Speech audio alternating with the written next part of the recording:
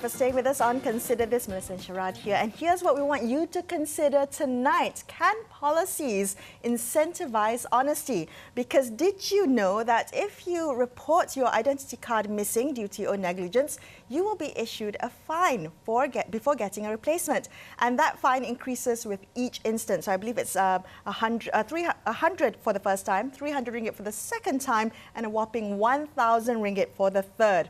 However, if your card was stolen, then you pay no fine. So this fine is meant to deter carelessness, but could it also be incentivizing citizens to lie about the reasons behind their lost card? They report a theft, avoid a fine, but drive up the crime statistics. I mean, it's an interesting dilemma, Melisa, because we understand why this was put in place. A fine to make sure that you're not careless and, to drive home the fact that this is something that costs the public purse. It's a deterrent. Yeah, it's a deterrent. But if you have a fine for some and then you say, well, if you lose it but it's stolen, you don't pay a fine, you can imagine why people naturally gravitate to gaming the system. And it happens all the time. And the question is, and because I was alerted to it, earlier today by a friend, I sympathize with him. Say, I had to pay the price for being honest, he said. And he did decide to be honest. The question is, should we then change the way this operates? Because clearly it's not working. Right, it's got unintended consequences.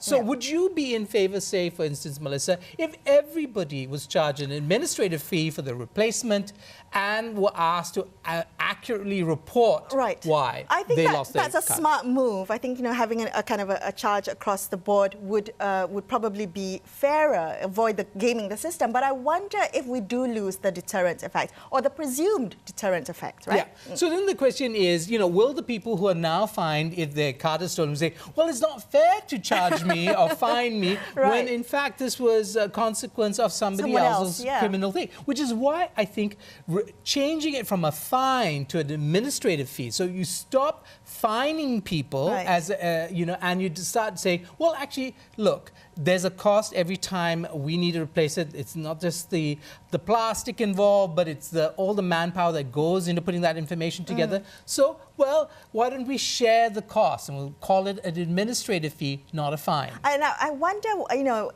how this has skewed perhaps snatch theft numbers. And I don't know how many people try to game the system, but the unintended consequences of this current policy could be that we might have to relook those numbers, right? Yeah. And also, it's been said that if you lie on this form when you're making a report, like a false report, you could actually be in for a lot of trouble. But then people are, I presume, are asking themselves, what are the chances that the police officers involved, or police station, is actually going to investigate my instance of, a loss of an IC, even if I said that it was a snatch theft, right? So the question is, you kind of weigh, and I think this is how people actually operate. They weigh the risks against the advantages. In this case, you don't get fined. So especially with that third instance, because in the third instance, I can't see anybody wanting to pay 1,000 ringgit fine for losing the IC.